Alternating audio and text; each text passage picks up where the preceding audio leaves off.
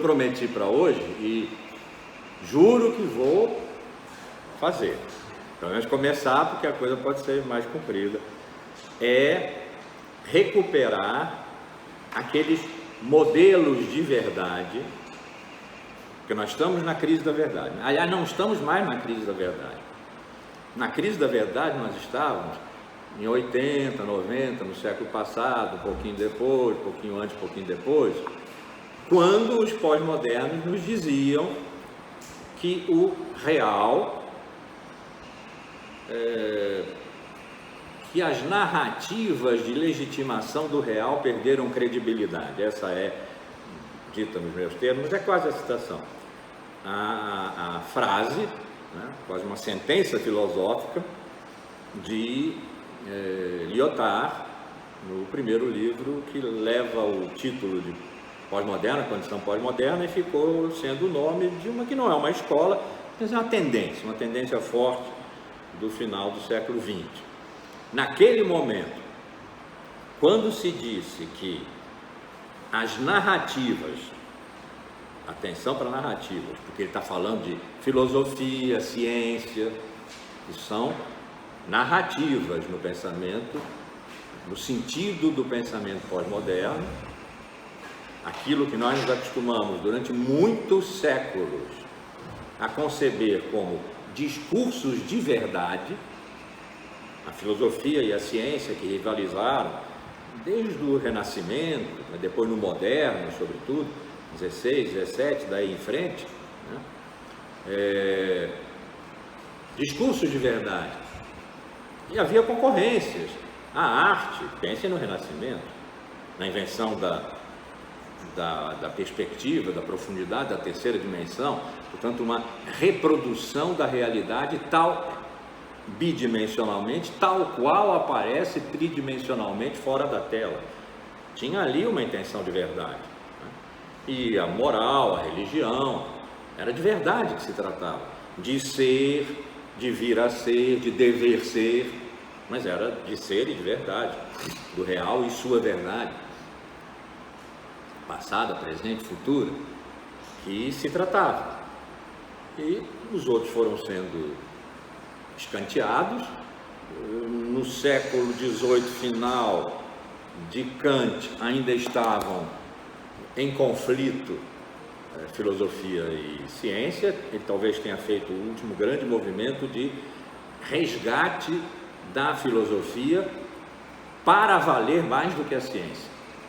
Então, a conclusão dele na crítica da razão pura, de que no final do processo todo, que eu não vou descrever aqui, no final do processo todo, chega-se a um juízo, conceito, há bastante tempo já estava chamando juízo, portanto, um valor atribuído sintético, significa que agregava ao sujeito alguma coisa. Então, juízo sintético. Um juízo do tipo, um triângulo tem 3 ângulos, é analítico. Em triângulo já está contida a ideia de 3 ângulos. Portanto, não agrega nada. Não é um juízo sintético, tem que ser sintético. A priori, significa que totalmente independe da experiência externa ao sujeito. Aquilo tudo que fazia a tortura de Descartes, que as coisas lá fora vêm pelos sentidos, os sentidos enganam, então temos que duvidar universalmente, ou a Berkeley, que eu citei aqui, acho que na aula passada, que disse, eu vou elaborar minha filosofia sem levar em conta a existência de um real externo a ela, sem levar em conta a existência, mas existe, de um real externo a ela, porque a sua materialidade desse real me é embaraçosa. Kant poderia se pensar assim, né? Kant chegou para dizer, não, meninos, não é isso. O real externo, a coisa em si, o número, é informe, portanto não informa, não faz parte do processo total da produção do conhecimento que termina com a verdade. Espaço e tempo pertencem como formas a priori da sensibilidade ao sujeito, não ao real lá fora. Portanto, a tortura de vocês, Descartes, Locke, Berkeley, Hume, era toda baseada no fato de que o real lá fora era um lá fora, tinha seu espaço próprio, seu tempo próprio, portanto, uma dignidade por si. Digo eu, Kant, não, espaço e tempo pertencem ao sujeito, pertencem transcendentalmente, não de maneira estritamente empírica, né? Mas pertencem ao sujeito, não à coisa em si lá fora, ao número, ao informe que não informa, que portanto não engendra a verdade, depois pelo trabalho, do intelecto e tal, não faz parte. Então, o juízo sintético, obrigatoriamente, tem que ser a priori, independentemente da experiência, ele tem que poder ser produzido, e ele é todo produzido por Kant, na Crítica da Razão Pura, entre o que ele chama a estética transcendental, a operação da sensibilidade, e a lógica transcendental, dialética, analítica transcendental, que é a operação do intelecto, segundo categorias, a informação em categorias, onde pode haver erro, que a gente pode corrigir. Então, um juízo sintético a priori é o final do processo de produção da verdade. Só a filosofia e a matemática produzem juízos sintéticos a priori. Todo o resto, tanto as ciências, todo o resto naquele momento era ciências. A moral, a religião, já tinham sido devoradas pelo iluminismo do século XVIII, as luzes da razão e tal, e a arte bem enfraquecida já naquele momento como discurso pretendente a dizer verdade. A coisa estava na corrida ali, no Photoshop, entre filosofia e ciências. E o que Kant faz? Diz que as ciências produzem verdade, claro, produzem juízos, igualmente sintéticos, agregam ao sujeito algo que o qualifica, predicam do sujeito, mas a posteriori, precisam da experiência, precisam do lá fora. Descartes, no século XVII, já tinha pronunciado isso, quando na primeira meditação metafísica, ele disse que as verdades matemáticas poderiam ser uma certeza absoluta, porque sempre 3 será igual a 5, um quadrilátero terá 4 lados. Salvo que Deus pode querer que eu me engane, mesmo em relação a isso, aí cria a ficção do gênio maligno para levar a dúvida dele ao extremo universal e absoluto. Mas nesse meio tempo, ele diz que, sendo assim, ou seja, as matemáticas, as verdades matemáticas, tendo presumivelmente, beneficiando-se presumivelmente de uma certeza absoluta, que ele vai destruir em seguida, mas quando ele diz isso, ele diz, mas a matemática, a geometria, não a física, a astronomia, porque essas precisam ir lá fora para obter confirmação.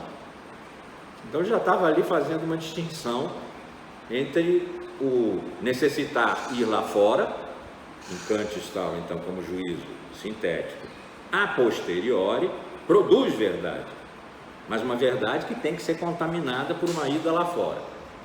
E o juízo sintético a priori, aquele da filosofia e da matemática, que estava prefigurado em Descartes, quando ele disse, olha, podemos ter certeza de que 2 mais 3 são sempre 5 e um quadrilátero tem sempre 4 lados, porque isso pertence a uma ciência que não precisa de confirmação externa.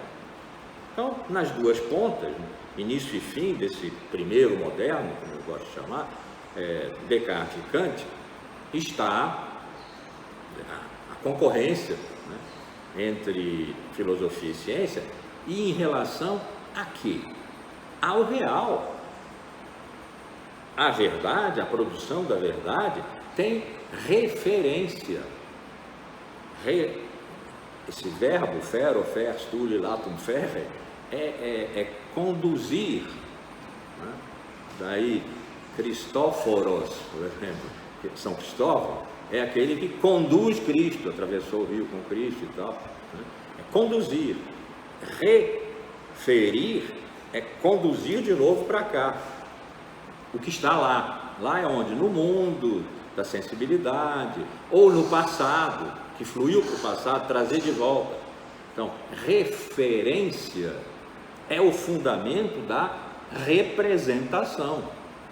Sem referência, sem botar a mão no real e puxar, não há representação, o ato mental de apresentar o real ao sujeito.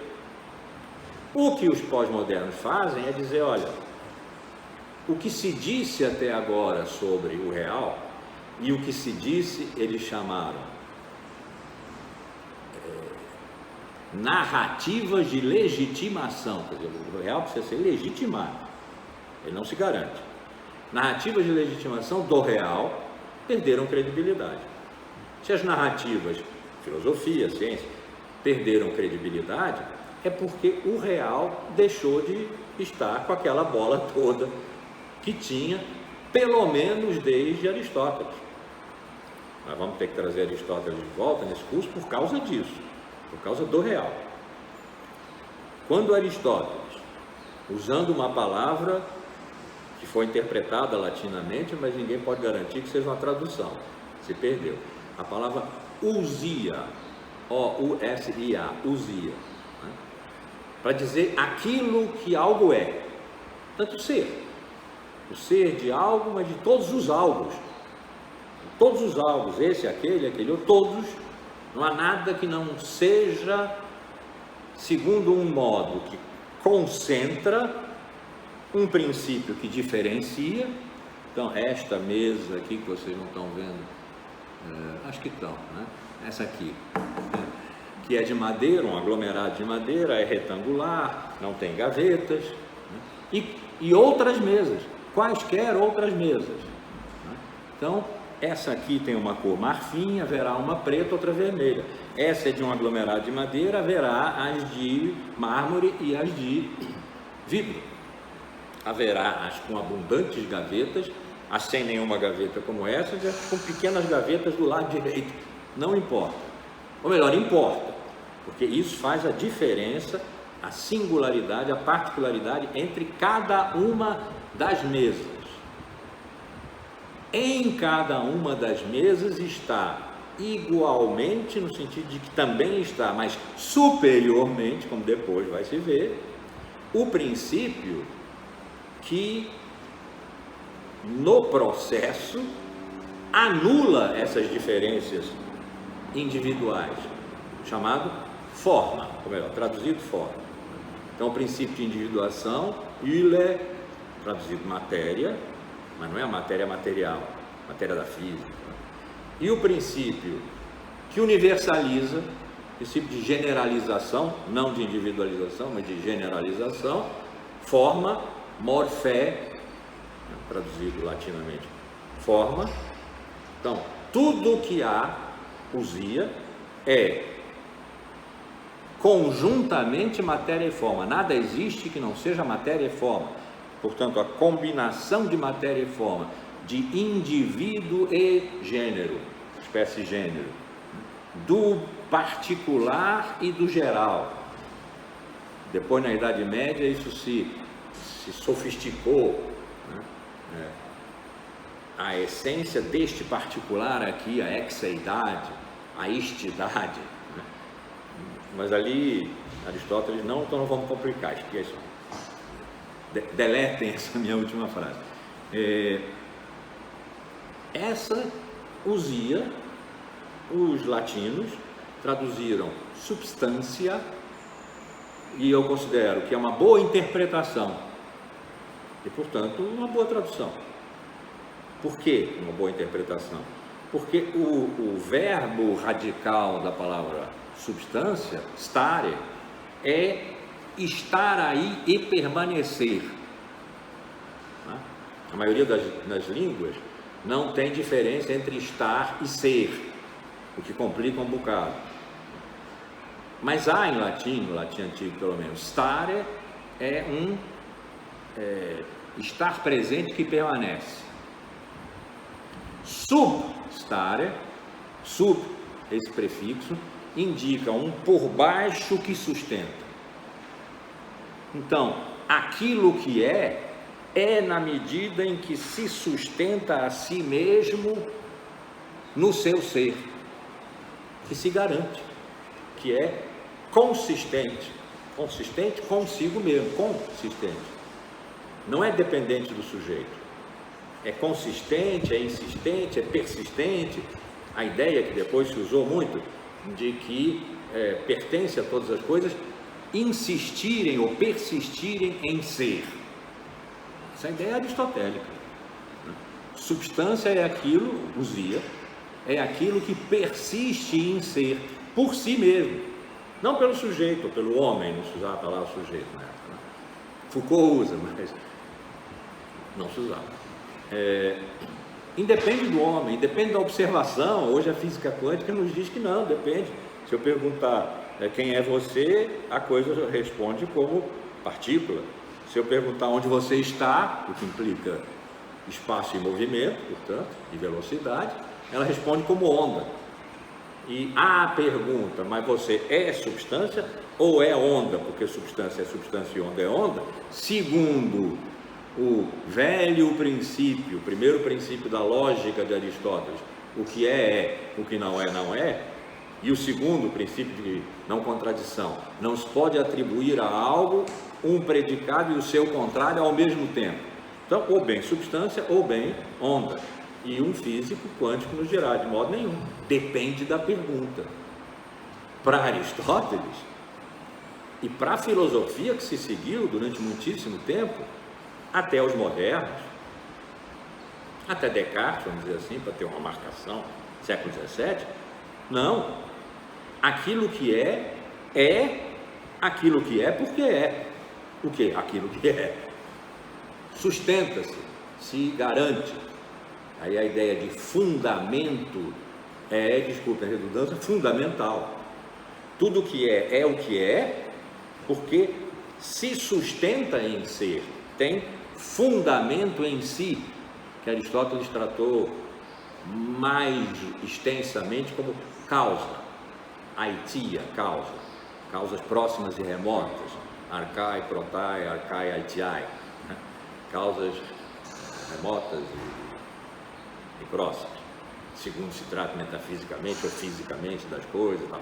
Mas sempre causa. E causa é o que fundamenta, é o que dá consistência a serem todas as coisas, aquilo que são, precisamente aquilo que são. Carteira e não máscara. Essa máscara branca e não máscara preta. Aí já é o princípio de individuação, matéria que rege. Ou essa máscara como qualquer outra máscara, já é o princípio forma, o princípio de generalização que rege. Tudo isso segundo uma persistência em si do real. Chame-se ser, ele chamou. Chame-se natureza, como os estoicos, epicuristas chamavam. Chame-se Deus, como a filosofia, a teologia medievais, patrística e medieval, chamaram. Chame-se sujeito, como os modernos, que tinham medo do real lá fora, chamaram. Chame-se história, como no século XIX se chamou. Então, com muitas oscilações, a gente viu na aula passada que o real começou a apanhar há muito tempo. Não foi uma invenção do final do século XX, quando Lyotard, por exemplo, disse as narrativas de legitimação do real, ele acrescentou, produzidas pelo século XIX, mas isso não vem ao caso aqui, perderam credibilidade. Não foi aí que se inventou uma menosvalia do real, porque aí ele perde fundamento. Se as narrativas perdem credibilidade, significa ele perde fundamento, ele fica mais ou menos à deriva, o caos adere a ele. E nós fomos generosos no século XX em receber o caos, ciências do caos, da complexidade. Não foi também uma grande novidade inventada pelos pós-modernos, mas eles concentraram tudo isso para dizer, olha, não é que não haja real, claro, não somos loucos, mas não tem essa importância toda, não tem charme, não é tão útil. Eu uso sempre o exemplo da célula, né? Uma célula que seja só aquela não é tão útil quanto uma célula tronco, que pode ser aquela e qualquer outra, sob demanda, segundo a ordem do consumo e da eficácia tecnológica. Então, a globalização que foi feita e de que o pensamento pós-moderno é uma boa explicitação, não propriamente reflexiva, dictado, vamos dizer, ditatorial, no sentido de que é o dito que está valendo ali, não tem prova, não é para ter prova, não se está discutindo verdade. Essa globalização que nós fizemos, estamos ainda em processo de fazer, está muito adiantado, mas estamos ainda em processo de fazer, pela eficácia tecnológica, a planetarização da técnica e o consumo, a transformação do mundo em mercado mundo, e do antigo e bom e velho sujeito, que é o sujeito da consciência, em consumidor, devedor, que está sempre na conta. Isso é a novidade do final do século XX. Aí sim nós estávamos em crise da verdade. A verdade estava em crise aí, por quê? Porque estava sendo mexido o real. Estava se tirando do real a sua legitimidade, porque as narrativas que o legitimaram, ou legitimavam, tinham perdido credibilidade. Então essa operação, que é simples, a operação pós-moderna é simples, é só isso mesmo. Daí deriva uma série de coisas, como por exemplo, que não há mais verdade. Mas não há mais verdade, dito por um pós-moderno, ainda põe a verdade em discussão. Dizer não há mais admite a contrapartida de que ainda há, embora um pós-moderno esteja proibido de levar em consideração essa contraproposta, porque senão, claro, ele teria que entrar no território da verdade para provar que a proposta dele de que não há mais verdade é verdadeira, o que ele não podia fazer sem perder imediatamente a discussão. Mas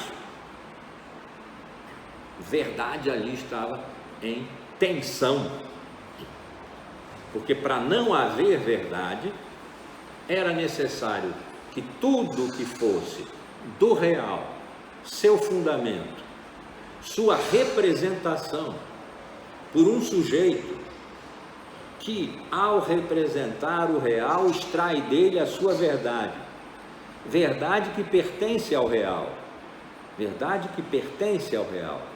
e que por um bom trabalho de representação feito por um sujeito, o sujeito encontra, mas encontra a partir do real, que ele refere a si, e por isso é que pode representar. É necessário que isso tudo seja riscado, e isso não foi produzido pelo século XIX, como está embutido nessa sentença de Lyotard. As narrativas de legitimação do real produzidas pelo século XIX perderam credibilidade. Produzidas pelo século XIX porque os pós-modernos estão brigando com o moderno, e o moderno foi por eles concebido, como por muitos, como estritamente o século XIX, o século da história. Acontece que o século XIX, como o século da história, botou tudo no passado. Desde os míticos, os pré-socráticos, os sofistas, os filósofos, as escolas socráticas menores, os megáricos, tudo. Santo Agostinho, Santo Tomás, a patrística, a antiguidade tardia, a Idade Média, o moderno, tudo está no passado do século XIX, claro. Se a história é agora o modo de conceber o que é, estou quase dizendo o modo de conceber ser, né? Então, tudo que antecede esse momento em que a história foi erigida em paradigma é história, é passado desse momento, desse presente século XIX.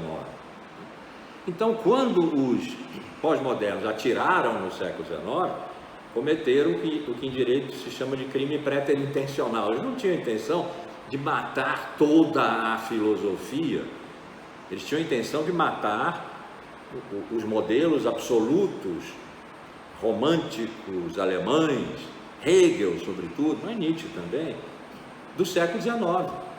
Só que o século XIX era o coroamento, olhado a partir do século XIX para trás, era o coroamento de uma longuíssima história, de 25 séculos no século XIX, 26 no momento em que os pós-modernos estão dizendo que o século XIX não está valendo mais, perdeu credibilidade. Então, tudo perdeu credibilidade. Heráclito e Parmênides, Protágoras e Gorgias, vou falar aos pares, Platão e Aristóteles, Epicuro e Zenão, Santo Agostinho e Santo Tomás, Descartes e Locke, Spinoza e Kant, Hegel e Nietzsche, tudo perdeu credibilidade. Não há mais referência, isso no ensaio de Baudrillard, que eu gosto de usar muito, porque está tudo lá. Ele não queria ser um pós-moderno, né? Mas, como ele dizia mesmo, eu fiz pós-doutorado com ele, então ele me dizia, eu ouvia ele dizer, né? Mas as coisas passaram assim, o que eu posso fazer? Então não tem nada escondido ali, porque ele não tinha necessidade de malocar nada. Ele simplesmente dizia como as coisas, ou como ele via, que as coisas tinham se passado. E como é que se passaram? Não há mais referência. O que existe é um hiperreal, que é uma espécie de real sem atmosfera. Não tem mais referência nem representação, só simulacros. Práticas de simulação que produzem objetos que são simulacros. E nesse sentido ele diz, os simulacros precedem o real. O título do ensaio é A Precessão dos Simulacros, está no livro Simulacros e Simulação. Eu acho precioso, porque declara tudo dos pós-modernos. Então acabou a representação, acabou a referência, acabou o sujeito, evidentemente, o real acabou, ele é agora um hiperreal. Hiperreal significando aqui um outro modo de real, que não é real no sentido da referência e da representação, que é uma circulação orbital, como eles chamam, de imagens no modo técnico. No modo técnico. Imagens para serem consumidas. Então, seria necessário que, por conta disso, que é uma ideia fim de século XX, adequada ao processo de globalização que estava sendo realizado ali, nas práticas sociais, culturais, políticas, crise da representação política, está aí, tem base aí, né? Então, essa ideia, final do século XX, teria que ter a potência de anular toda a história, desde, fixar aqui, pela história da filosofia, vamos fixar os pré-socráticos, desde Heráclito e Parmênides, Anaximandro, Anaxágoras e Anaximes, e Tales, e Pitágoras, e Empédocles, e Zenão, e todos os outros, né? Tão importante. Anula tudo, por causa dessa ideia de que as narrativas de legitimação do real produzidas pelo século XIX perderam credibilidade. Não há verossimilhança em que essa tese, que não se demonstra porque não pode, porque se derrubaria se entrasse no território do real e da verdade, né, tenha o condão, o poder, a eficácia, a palavra é bem pós-moderna, de derrubar toda a história para trás. Mas seria necessário que o real e seu fundamento, o real e sua verdade, o real e sua representação por um sujeito fossem totalmente riscados da história, para que esse modelo pós-moderno pudesse se estabelecer como definitivo, e é nesse sentido que se fala em fim de história, fim da história. Não tem mais passado para produzir o presente. Não tem mais passado significa não há mais causa para determinar efeitos necessariamente. Quer dizer, não há mais fundamento. E não é possível. E não ser possível era uma discussão que na época era possível. Era possível ser reativo e ressentido em relação às teses pós-moderno, não quero mais jogar, saio fora. Não é a boa reação. Era possível ser propositivo, conversar com eles, discutir, coisa que eles não queriam fazer, mas podiam ser forçados a fazer por evidências da realidade, trazer evidências da realidade, para mostrar que há referência, que há representação, que há algo que é real, seja o que for. Tudo isso precisava naquele momento ser redefinido. O que é real? Não dá mais para dizer inocentemente, é o ser. O que é verdade? Não dá mais para inocentemente dizer, é algo de ordem absoluta, de tal forma que dita a verdade sobre algo, esse algo está definido como não qualquer outro algo pela sua essência. Então essa ligação de verdade e essência, que tão longamente nos alimentou, precisava ser repensada. A ideia medieval, pós-medieval, de que o verdadeiro, o discurso verdadeiro é a adequação às coisas, a adequação da coisa ao intelecto, do intelecto à coisa, precisava ser revista. A representação como um trabalho de consciência sobre o real subsistente, desde Descartes está em crise. Que a representação seja, aliás, um ato de consciência, é uma coisa que Freud pôs em questão. Ele disse, não, o inconsciente que não representa vale mais do que a consciência, que não representa o inconsciente, sofre dele e tem a ilusão de representar o real. A famosa tríade que depois Lacan desenvolveu bem, o real, simbólico e imaginário. Muitas coisas para se pensar aí, e que foram apresentadas e foram pensadas, das quais os pós-modernos não queriam saber. Tá bom, direito deles. Mas estava se mexendo ali simultaneamente no real e na verdade. No real e na sua verdade. Nós não estamos mais nesse momento. Nós estamos no momento pós-verdade. E esse pós aí não é inocente.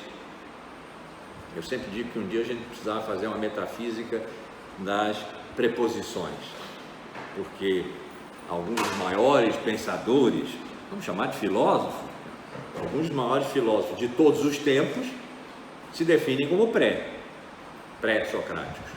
Portanto, a rigor, esse pré os coloca numa pré-história, uma ainda não história. E por isso eles ficaram realmente, ao longo da história, do século IV, em que Aristóteles os condenou a não serem filósofos, porque não tinham percebido bem a quadripartição das causas e tal, até o século XIX, em que eles foram reencontrados.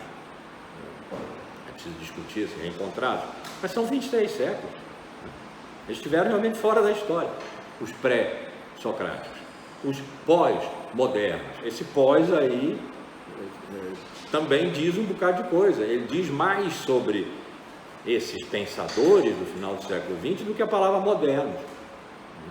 Agora, pós-verdade é algo é uma nomeação de uma enorme radicalidade, porque ela mexe direto no real. O termo é pós-verdade. Esse sintagmazinho, que em 2016, já disse isso aqui várias vezes, o dicionário de Oxford apontou como sendo a palavra-chave para compreender aquele ano, em que eu estou propondo que é a palavra guia para nós compreendermos a nossa época.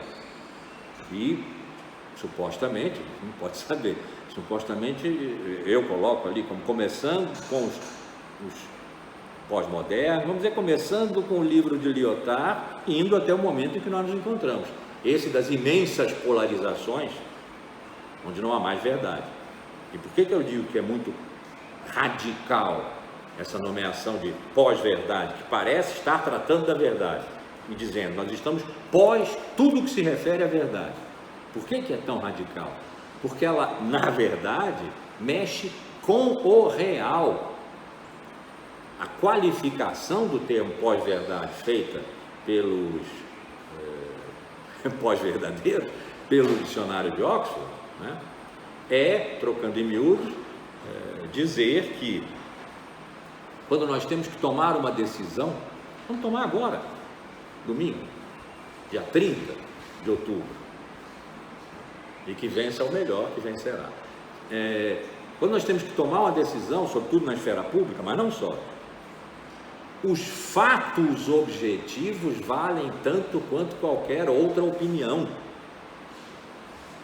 Ora, opinião, desde o começo, desde a luta dos filósofos com os sofistas, contra os sofistas, no século IV, entre o V e o IV, porque Sócrates era século V, né?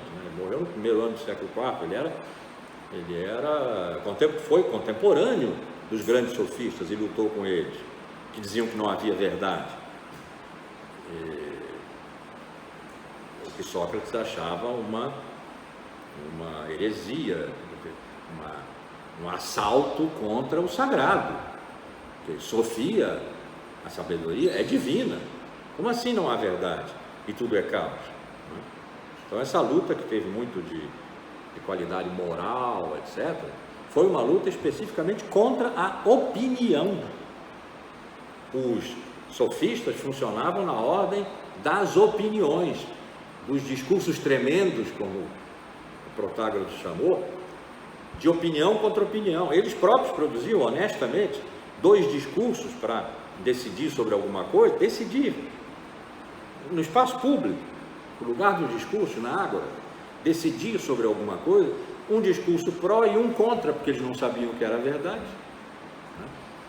Depois não, depois eles acabaram se convencendo de que, embora eles não soubessem a verdade, a linguagem carreava poder, e a retórica e a oratória lhes dava o direito de dobrarem a si, convencerem, vencerem com o discurso os ignorantes, as assembleias e os tribunais em que eles iam dizer que sabiam o que não sabiam para convencer.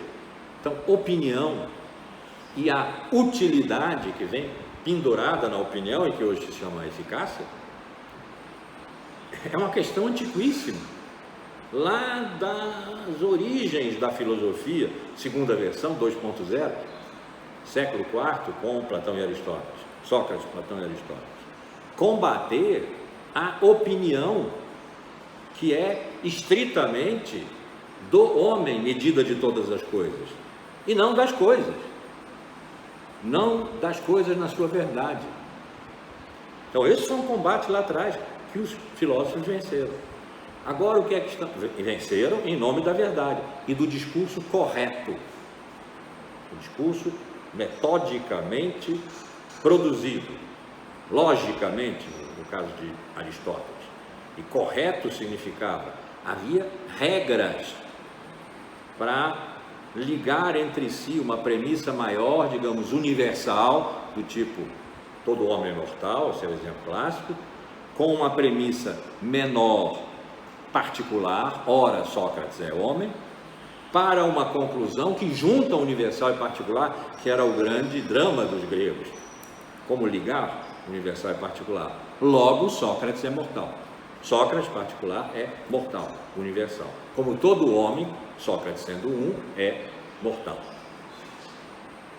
Todo homem é mortal, essa premissa maior, não era uma sacada, não era uma arbitrariedade, era a conclusão de um silogismo anterior, e de um anterior, e de um anterior, de modo que havia uma sustentação de silogismo a silogismo, de tal maneira que quando se encontrava, segundo boas regras, porque há silogismos diferentes, que vêm do universal para o particular, ou o contrário, que são afirmativos ou negativos, que são demonstrativos, enfim, uma série de silogismos, cada um tem suas regras.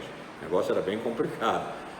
Se se chega a uma conclusão que está correta, a probabilidade de que ela seja verdadeira em relação ao real, e é o real que rege, é muito grande. Então, entre a lógica e a metafísica, em que se trata do real, ser enquanto tal, E na sua totalidade há uma geminidade, há uma congruência, né, muito importante lá em Aristóteles. O que é que nos fazem hoje? Nos dizem que os fatos objetivos, quer dizer, aquilo que a gente chamava o real, aquilo que é real mesmo, que existe, que é tal como é, né? Valem tanto quanto qualquer outra opinião. Então, os fatos objetivos são uma opinião baseada em certos pressupostos. A observação, a experimentação, verificação, etc., mas que são operações que produzem opinião de um certo tipo, versus opiniões de outro tipo. E os negacionismos científicos que nós verificamos ao longo da pandemia, antivax, né, terra plana, né, que nós temos apreciado, estão nessa dimensão. Não, é a minha opinião, diferente da sua opinião. Então estão mexendo aí com o real. E é por isso, por causa dessa mexida com o real, que aparece assim: os fatos objetivos valem tanto quanto qualquer outra opinião. Os fatos objetivos estão mexendo com o real. E é por isso que não há mais verdade.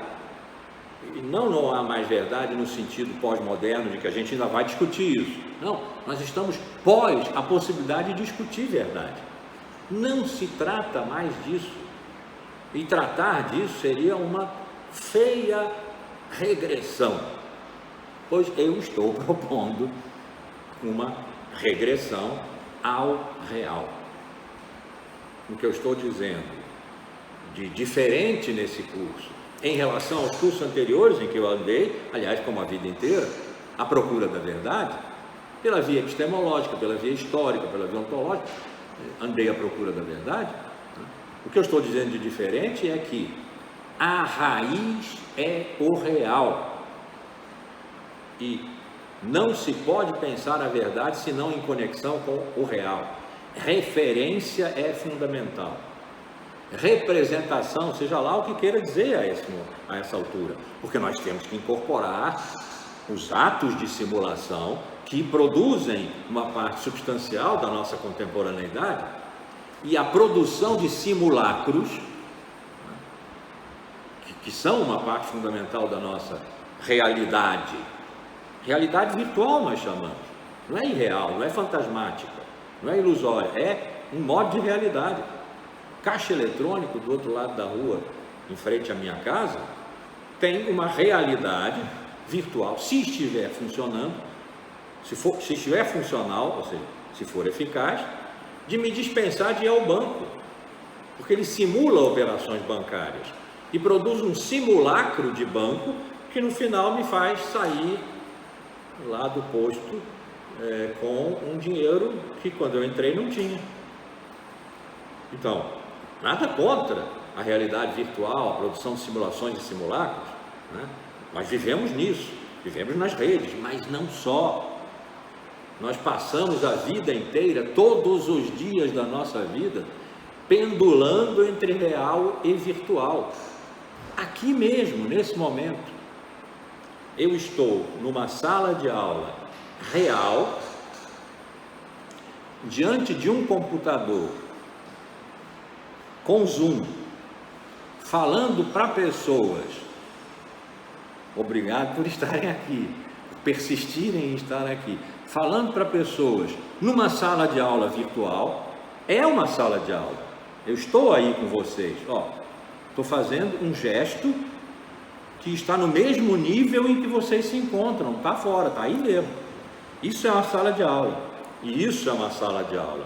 Real essa, virtual aquela, essa aí.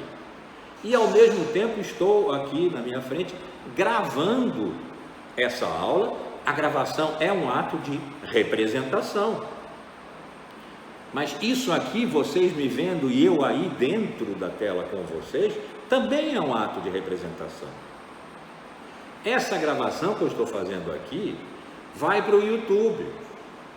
Lá quem for ver está também recebendo, portanto, está referindo-se a algo que ali está sendo apresentado, é um sentido de representação, é uma representação teatral, né? Está sendo representado, eles já não estão mais presenciais, nós estamos. Aqui o presencial e aqui um tipo de presença que é a remota, síncrona. Eles vão estar num tipo não presencial, porque eles vão estar recebendo uma coisa que já é passada, recebendo-a como uma representação do que se passou no passado, que é esse nosso presente aqui, assincronamente, porque já passou. E, no entanto, eles vão ver esta aula já pronta. E vocês estão vendo esta aula enquanto ela se produz. Algumas pessoas aqui, outras pessoas aí. Então, claro, nós temos que levar em consideração as dimensões de simulação e simulacros.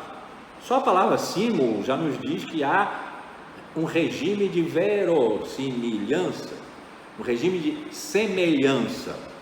Símbolo, como um facsímile, é um livro tão igual ao original que não se distingue do original, a não ser por quem saiba que ele é um facsímile, né? Perfeito.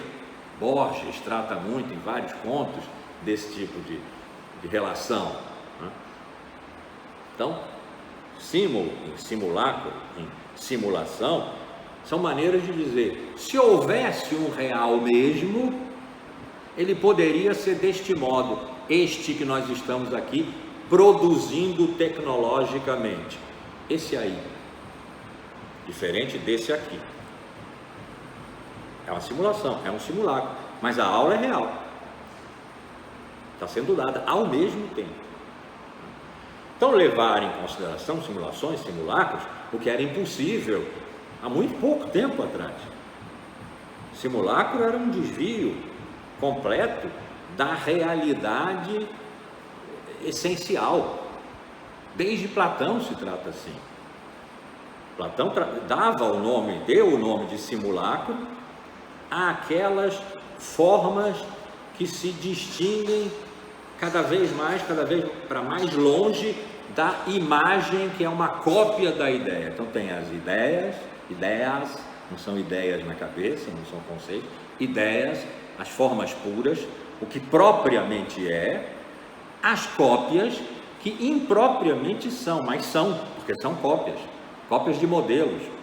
Não haveria modelos sem cópias. Agora, a cópia de uma cópia é um simulacro. Portanto, é duplamente imprópria. A cópia da cópia de uma cópia, como se eu agora tirasse uma foto dessa tela em que a turma remota, no jogo, como é que se chama isso aqui? É simultâneo? Não, tem um nome, híbrido. Nesse jogo híbrido em que nós estamos aqui, tem aqui uma tela que eu posso representar fotografando. Dou um print. A fotografia que eu faço dessa tela, que já é uma simulação de sala de aula, é uma segunda simulação. E aí eu vou falar sobre a fotografia, descrevê-la.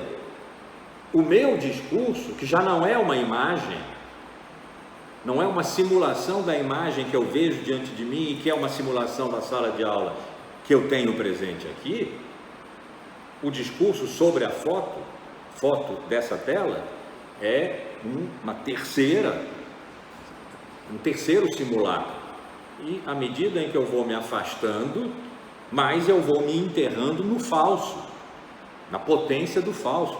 Desde Platão, Lucrécio foi um grande, já é um bocado de tempo depois, Lucrécio é século II depois de Cristo, Platão é 4 antes, 6 séculos depois, Lucrécio ainda fala de simulacro, num outro sentido, no sentido mais positivo. A palavra simulacro sempre foi uma palavra complicada. Simulação nunca gozou de boa fama. Hoje, quando nós dizemos representação, temos que pensar em simulações de simulacro. Não há dúvida quanto a isso. A questão é, não há representação onde não há referência. E não há referência onde não há real. A referência é um ato de puxada do real, que se executa numa atividade chamada representação. Precisamos discutir o que é. Agora, a referência não. A referência é uma puxada de um real que há. Se não há mais real, ou se o real não importa mais, não tem mais charme, não tem mais aquela eficácia dos virtuais, das redes, essa aqui, da tela, né? Tremendamente eficaz. Vocês não poderiam estar aqui. Vocês moram em outros lugares, mas estão tendo aula junto com quem mora no Rio, que está aqui presente. Então, o ato de representação, esse precisa ser conversado. Mas que há um real, e esse real é que eu estou aqui dando uma aula. Isso não é uma alucinação, não é uma ilusão.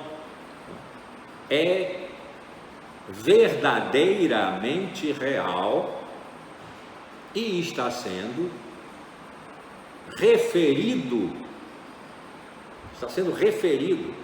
levado a quem está aqui presente de uma maneira imediata, levado a quem está presente nesta tela de uma maneira mediada pela tecnologia, mas levado. Eu não estou dando essa aula, eu falo muito sozinho, não estou dando essa aula falando sozinho. Tem gente aqui que está fazendo a referência a si da aula que eu estou dando a elas e eles. Mesma coisa para vocês, mas aqui tem uma mediação, vocês aí da tela, aqui tem uma mediação tecnológica. Agora, tem um real aqui. O ato da representação é complexo, mas o ato da referência, mesmo que por mediação tecnológica, é uma puxada do real. Então, qual é a proposta desse curso?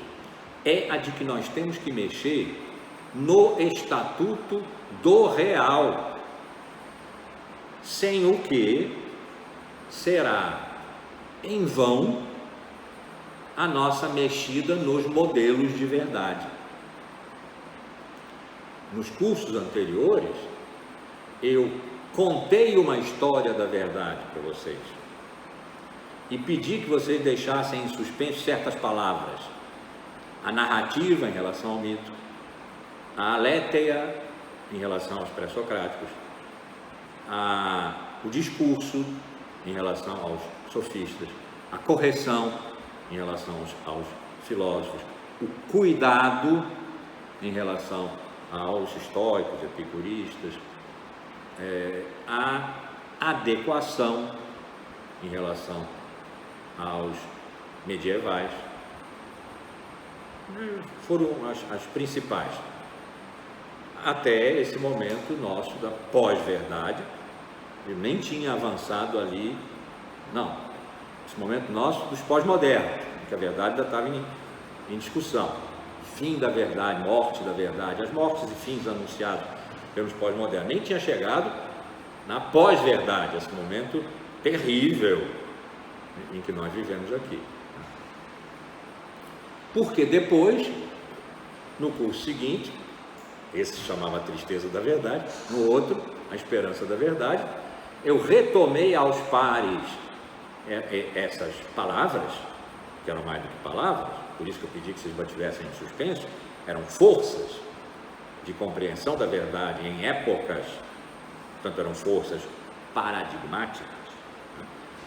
Eu peguei aos pares e nós chegamos juntos a um ponto em que nos pareceu, isso vai voltar nesse curso, nos pareceu que para o mundo em que nós vivemos hoje, o antropoceno, esse mundo em que a ação humana funciona como uma força geológica, em que nós vivemos não em o mundo, que é a cultura humana criada por oposição à natureza, nós vivemos no planeta e o planeta em nós, na natureza e a natureza em nós. Essa é a qualidade do vírus, é a natureza em nós e nós com ela, morrendo dela, depois de tê-la afastado, exorcizado, ostracizado durante alguns milênios, né? Bateu. Então que no mundo, que é o planeta, que é a natureza, nosso ambiente, o ambiente em que nós estamos metidos, que é nosso meio, não fora. Nós nos habituamos bimilenarmente e meio à ideia de que há um fora, e nós aqui nos preservamos desse fora com a cultura, que é não natureza. A natureza é causa, a natureza é ameaçadora, é má, chegou a se discutir isso. Se um terremoto, se um incêndio de uma cidade, como o terremoto de Lisboa em 1755, discutiu-se se ali a natureza estava se vingando, se haveria um mal natural. Chegou-se à conclusão que não, mas a natureza tinha passado até então por má, por ter a potência da, vamos dizer assim, bem levemente, a potência da maldade.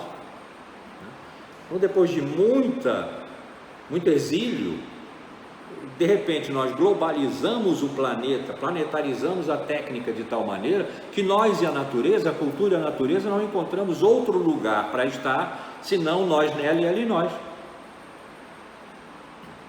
Não há mais fora, nós já sempre dentro.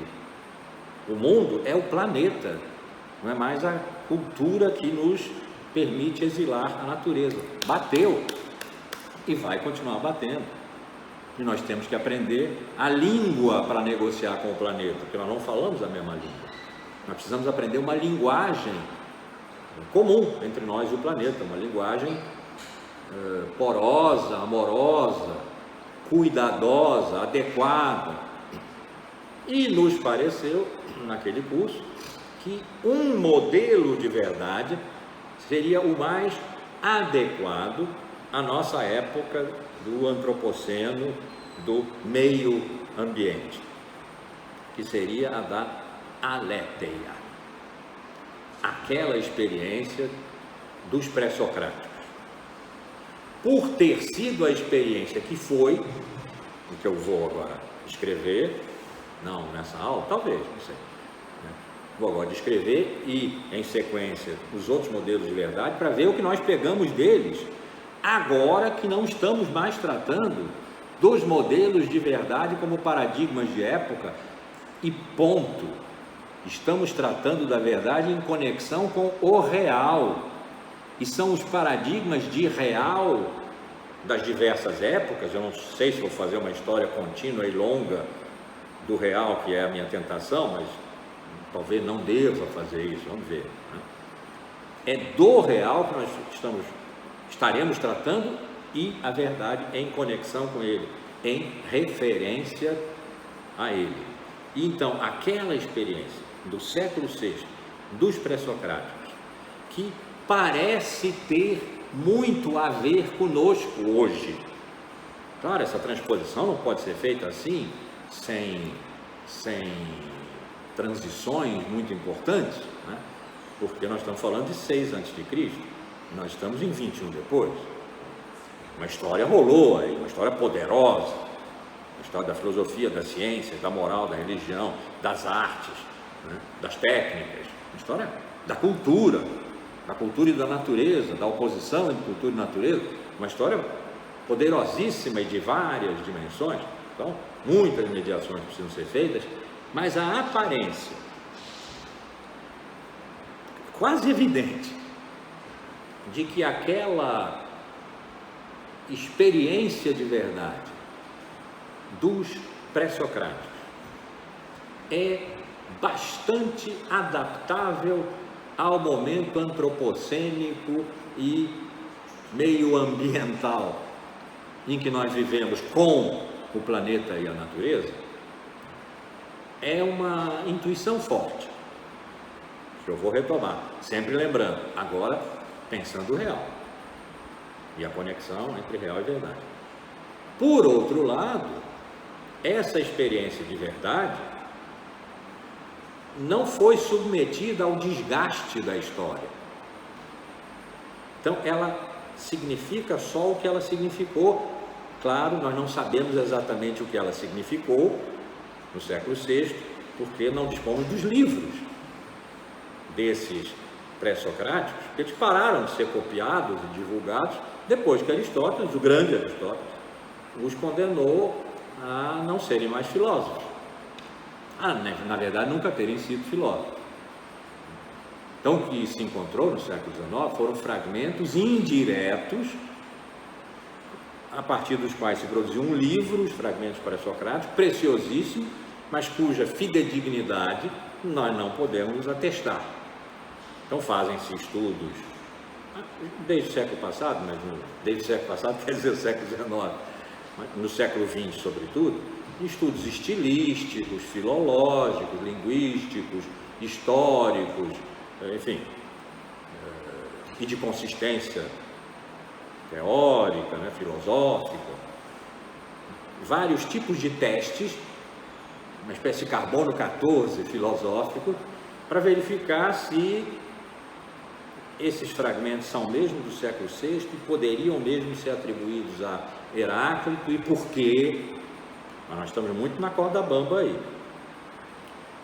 O grego em que eles escreveram não era mais o grego de Platão, que é o grego que a gente sabe de filosofia, aquele que fez nossa cabeça filosófica. Então já tem aí uma questão de quase tradução dentro da língua intralinguística. Há uma série de problemas aí, mas uma coisa que é certa é que quando Aristóteles os condenou a não serem, eles pararam de ser. E só voltaram a ser no século XIX em condições muito especiais.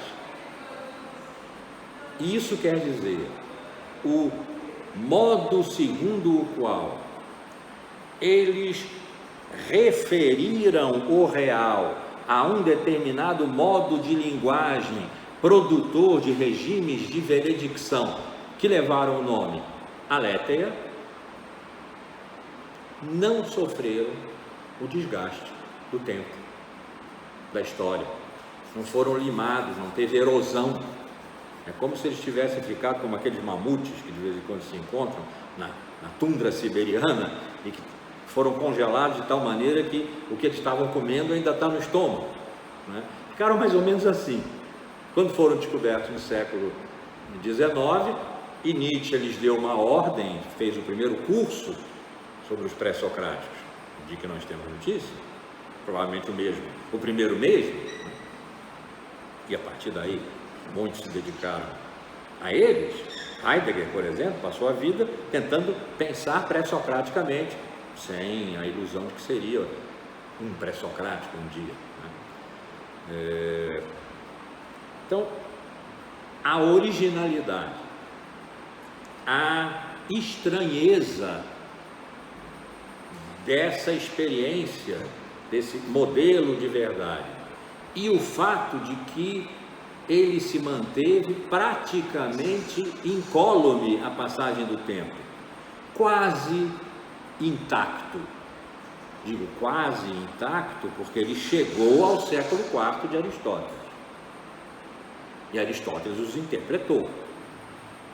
E o que Aristóteles disse de Tales, por exemplo, quando ele disse, está na física de Aristóteles, ele diz: os diversos filósofos se contentaram com apenas uma ou duas causas, não, portanto, as quatro que Aristóteles tinha estabelecido, e era um divisor de águas no pensamento dele, no pensamento filosófico.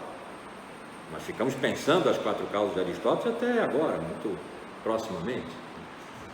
Aí tem a frase: Tales, por exemplo, o primeiro deles disse que é a água o elemento comum a todas as coisas. E aí justifica por quê? Provavelmente porque a maior parte de todas as coisas é constituída de água, as raízes de todas as coisas são úmidas, aí ele explicou lá.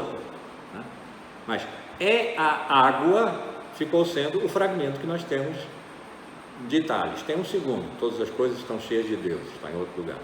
Mas como grande sentença filosófica, ontológica, como se fosse uma resposta à pergunta: o que é ser? É a água, teria dito Tales. É a água. E Heráclito disse: é o fogo. Isso é a interpretação de Aristóteles. 2 séculos rolaram, os sofistas passaram aí pelo meio. Houve Sócrates e houve, sobretudo, Platão, o mestre professor, rival e antagonista de Aristóteles. E houve Aristóteles, e o grande sistema aristotélico. Então, o acesso que nós podemos ter a esse modelo de verdade dos pré-socráticos, para o qual se reservou a palavra verdade em grego, aletheia. Aletheia até hoje quer dizer verdade. Reservou-se essa palavra. A aletheia pré-socrática, o acesso que nós podemos ter a ela, precisa de muitas cautelas e muitas mediações, que eu não vou ter condições, porque não tenho conhecimento necessário para isso, para fazer todas nesse curso. Vou propor algumas. Então, aquilo que na aula passada eu estabeleci aqui como uma espécie de parâmetro formal, de paradigma constitucional das diversas épocas, a saber, que cada época se estrutura sobre e a partir de uma experiência radical, reter a palavra experiência, uma experiência radical que é a experimentação do seu modo de habitar o mundo, de nós humanos habitarmos o mundo, portanto constituirmos o mundo que habitamos. Essa experiência ética, mais radicalmente, num sentido mais radical do que o que vigora no termo a ética como a ciência, o saber, a arte dos valores de convivência na polis, por exemplo. Esse é um sentido derivado. O primeiro sentido, o sentido de ethos, é o dessa experiência profunda, a experiência mítica da habitação na Terra, que se expressa de um modo tal que a hibridação entre humanos e divinos, entre humanos e animais, entre humanos e a natureza, quer dizer, os semideuses, os centauros, as ninfas e os rios, cujas cabeceiras são deuses, isso é o resultado de um ethos, de uma experiência que nós chamamos, em falta de melhor, porque essa porta foi fechada para nós, trancada e a chave jogada fora, de ethos mítico. É diferente do ethos pré-socrático, do qual nós vamos falar, que por sua vez é diferente do ethos medieval, onde Deus está presente, e a habitação no mundo é coisa muito distinta, porque implica a criação, por exemplo. Só para dar exemplos assim extremos, o mítico, o filosófico e o filosófico teológico. Essa experiência ética, experiência, ethos, dela extrai-se, aí há um problema, eu não estou dizendo, nós humanos extraímos dessa experiência, nem alguém extrai e nos mostra. Estou dizendo, sem saber ainda qual é a referência verdadeira, que extrai-se, que do ethos desentranha-se a definir algum sistema de linguagem, portanto de relação, de comunicação, nós diríamos hoje, e não está errado, de comunicação, sobre o qual se montam os regimes de veredicção daquela época. Portanto, a rigor, a verdade é terceiro nível. A experiência, o ethos, constitui o real, que se diz, e que se diz de um modo que se pode considerar verdadeiro, que pode ser demonstrado. Demonstrado o quê? O real. Então, há aí uma linha e uma circularidade da experiência ética aos regimes de veredicção, e volta porque são os regimes de veredicção que, para ironicamente usar a palavra de Lyotard, legitimam finalmente o real. O ethos, que não precisa de legitimação, ele é o que há de mais radical, claro. Está brincando. Tecla SAP. Então, sobre esse arcabouço, experiência ética, ethos, sistemas de linguagem, regimes de veredicção, sua relação vertical e circular, é que eu vou tentar estabelecer uma relação entre real e a obrigatória referência de nós humanos ao real, que nós podemos negar, foi o que os pós-modernos fizeram, mas da qual não podemos fugir, foi o que os pós-modernos não fizeram, porque não puderam discutir isso. Repito, se eles fossem entrar nessa discussão, estavam perdidos, desde o começo, na hora que aceitassem a mesa redonda, eles tinham que entrar no pressuposto de que iam discutir verdade, representação, e que, portanto, o contrário do que eles diziam era possível, quiçá provável.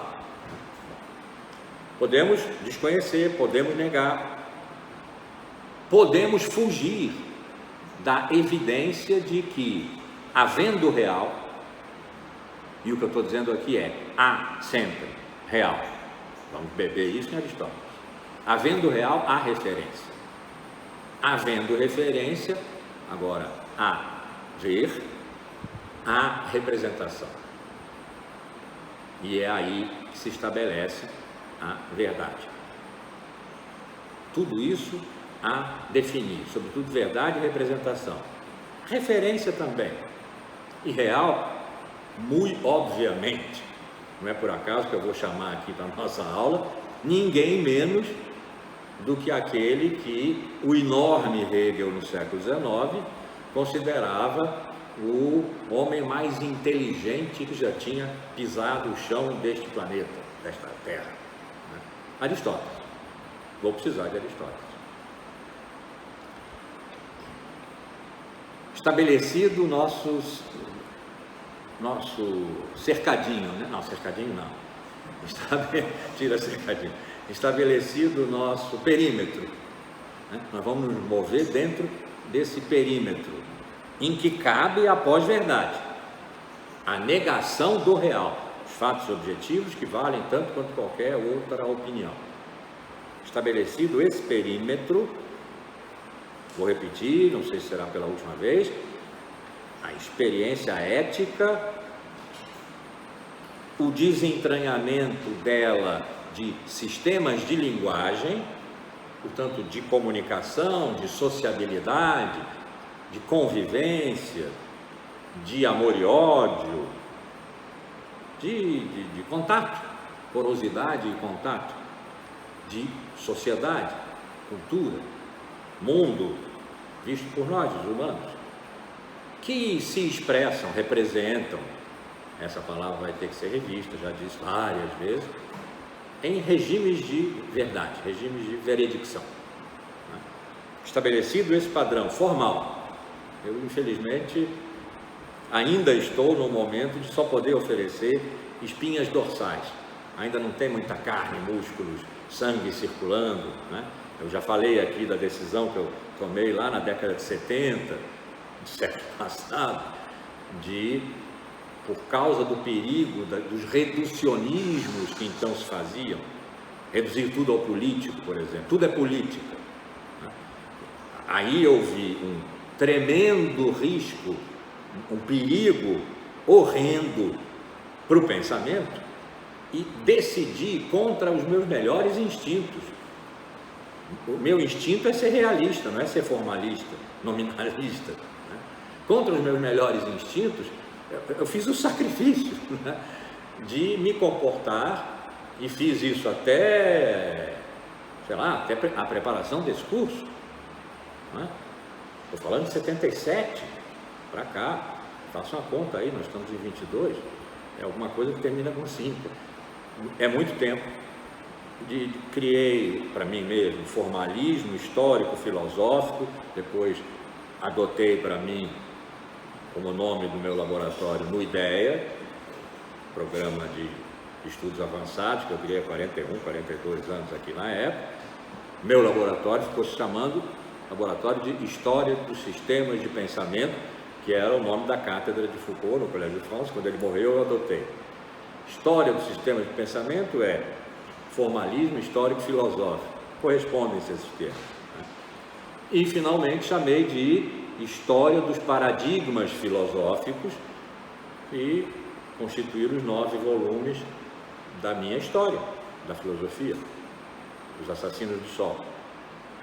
História dos Paradigmas Filosóficos. A mesma coisa que eu encerrei há 2 anos atrás. E aí comecei a me liberar desse peso e leveza, ao mesmo tempo de só poder oferecer ossos, espinhas dorsais. São as espinhas dorsais, é a coluna que mantém reta e ereta uma coisa, um corpo. Mas um corpo que não tem, brincar com beleza, que não tem órgãos, né? Um corpo sem órgãos, sem sangue, sem músculos, sem a dinâmica do movimento, né? Pouco corpo é. E eu estou decidido agora a voltar aos corpos. E é nessa hora então que o real aparece. Não dá mais para paradigmas da verdade, tem que ser do real. E o real é concreto, o real sangra, né? Nós queremos o sangue, o suor e as lágrimas do real. Começa nesse curso. Mas por enquanto eu estou mostrando a vocês ainda um esquema formal. Experiência ética, sistemas de linguagem, regimes de veredicção, onde a verdade está num terceiro nível. Vamos tentar dar corpo, musculatura a esse, por enquanto, esquema formal. Que seja, quem sabe, a minha maneira de dizer adeus a esse nominalismo contrário aos meus instintos mais legítimos e alegres, que é viver a explosão do real. Por isso que eu gosto tanto de Nietzsche. E, no entanto, vinha me comportando como um gramático da realidade, procurando os paradigmas, as relações formais. Bom, chega de choradeira. O que eu quero dizer para acabar por hoje é que é porque nós nos encontramos num momento em que há separação violenta que nós fizemos desde os sofistas, por 2.500 anos, é um bocado de tempo, né? 25 séculos, é um bocado de tempo, entre nós, os humanos, medida de todas as coisas, como Protágoras disse, e a natureza, o lá fora, essa linha do fora que nós criamos e nunca abandonamos, que quebrou agora. Então, a separação que nós fizemos entre nós e a natureza, que remediamos de vez em quando. Quando Aristóteles escreveu o seu livro da física, ele estava tratando da physis. A physis é a natureza. Mas como é que a physis comparece ao livro da física? Segundo a pergunta, qual é a essência, vou usar a palavra que depois se usou, é uma boa palavra, o radical é o verbo esse, ser, do infinitivo, né? Qual é o modo de ser, a serência da natureza? É o movimento. Bom, então a natureza comparece como movimento. Móveis e motores, repouso como uma forma mínima de movimento, o retorno, seria uma teoria da gravidade de Aristóteles. Se eu tivesse aqui um giz agora, uma coisa leve para não abalar a mesa, e tivesse tirado o giz da mesa e o soltasse, ele voltaria à mesa. Então, é o retorno ao seu lugar próprio. Retorno ao lugar próprio é uma espécie de teoria da gravidade, né, de Aristóteles. Tudo isso é uma maneira de manter a natureza real, aquela em que chove, há raios. Ele escreveu sobre os meteoros, escreveu sobre os astros e tal, outra coisa, né? Quase uma matemática. Mantendo a natureza que é agressiva, que é desprezível até. Me lembrei agora do romance de Eça de Queiroz, A Cidade e as Serras. Jacinto de Tormes morava em Paris e tinha horror à natureza.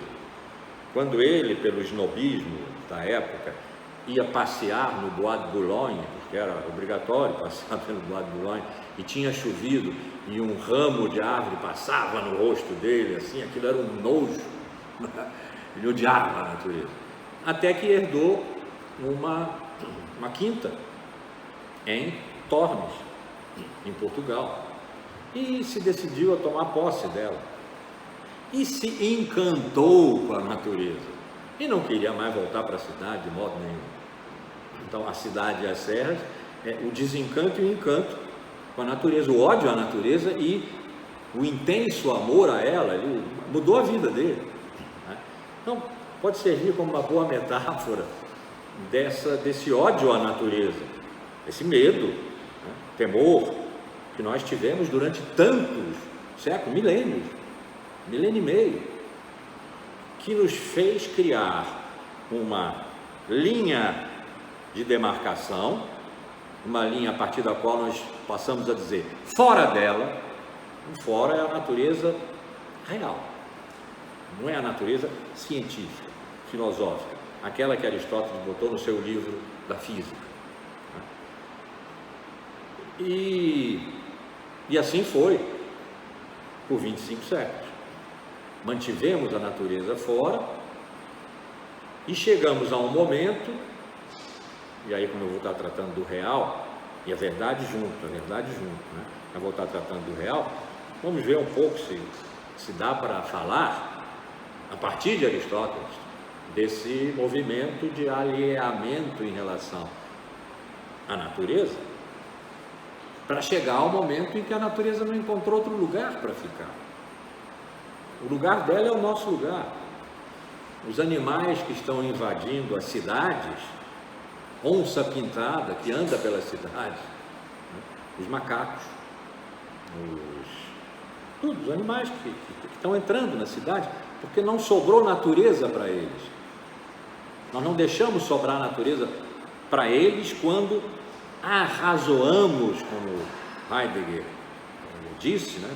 A palavra que ele criou, quer dizer, essa é a tradução, arrazoamos a natureza com a técnica para pôr a natureza a nosso serviço, para nos permitir explorarmos a natureza. A ideia é essa, só tem uma relação agora com a natureza, que é a exploração, e uma reação, um desvelamento.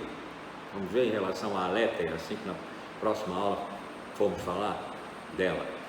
A única forma de desvelamento, de desencobrimento da natureza para nós humanos é a subserviência, o pôr-se a serviço, a disponibilidade.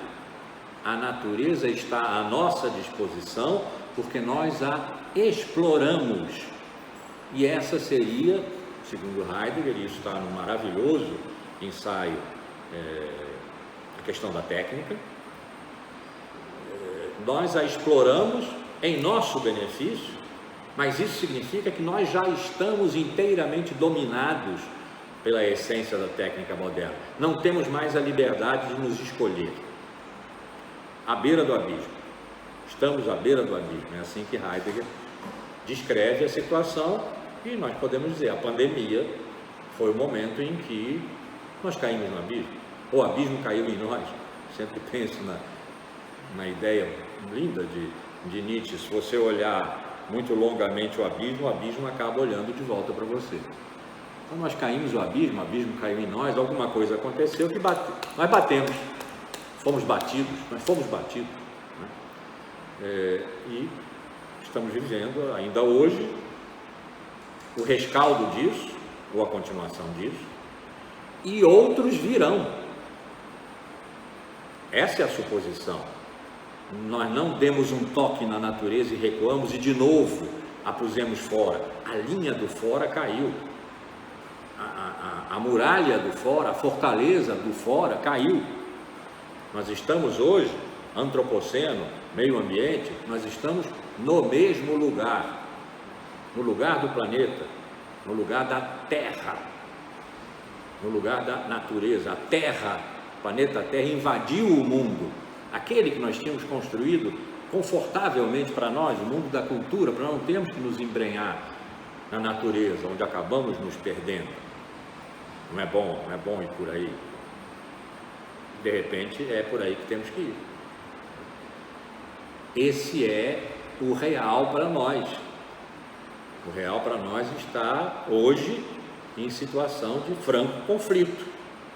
E não é um conflito epistemológico, é alguma coisa que envolve vida e morte, que é da natureza de vida e morte, que dessa vez não é uma metáfora, não é para furar uma fila, que a gente diz, pelo amor de Deus, me deixe passar a questão de vida e morte. Não, é mesmo uma questão de vida e morte. Então, isso. 2, porque nós dispomos, e já trabalhamos um pouco sobre isso em cursos anteriores, de um modelo de verdade, mas lembrando, modelo de verdade responde a um sistema de linguagem que é sacado de uma experiência radical ética. Houve um modelo de verdade, a aletheia pré-socrática, da qual nós dispomos desde o século XIX e com a qual não fizemos praticamente nada que valesse para a nossa época. Estudamos muito, filosofia, etc., sobre esse modelo. Heidegger fez demais isso, a vida dele inteira, né? Mas trazer isso para as nossas vidas comuns, aqui onde o vírus nos ataca e nós podemos morrer, não fizemos ainda. Por quê? Porque ainda não tínhamos tanta disposição para trazer a filosofia para junto das nossas vidas comuns, para dentro das nossas vidas comuns, e usar então a aletheia como modelo da verdade para encararmos o vírus. Então esse 1 e 2, nós dispomos desse modelo,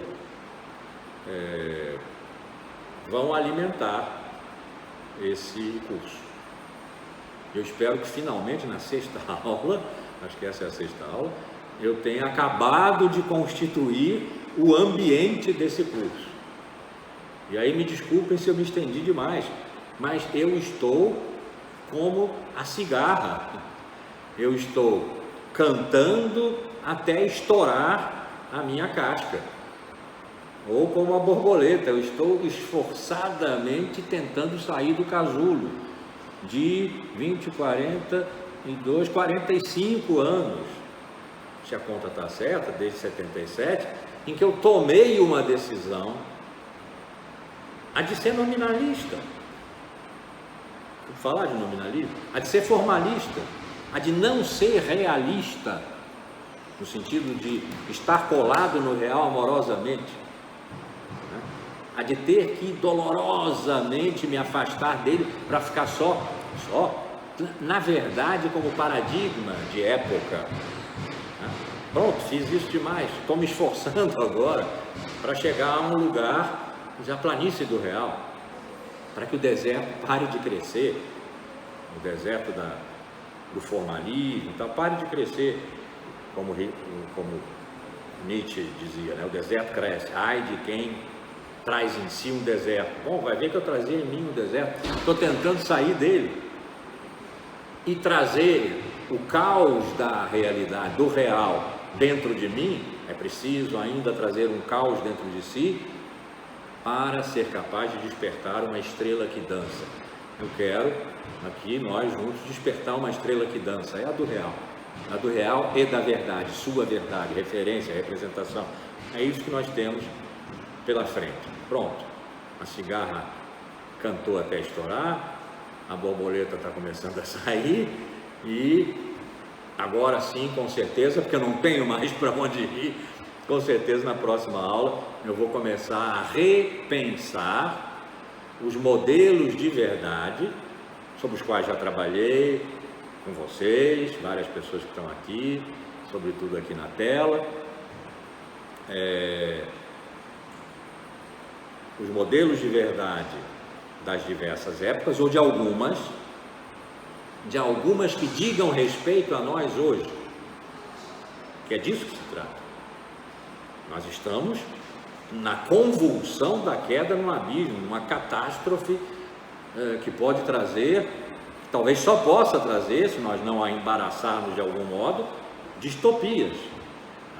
Então, modelos que digam alguma coisa a nós hoje, retomá-los a partir desse, a Aletheia, olhando para a experiência ética e para os sistemas de linguagem da época em questão, século VI.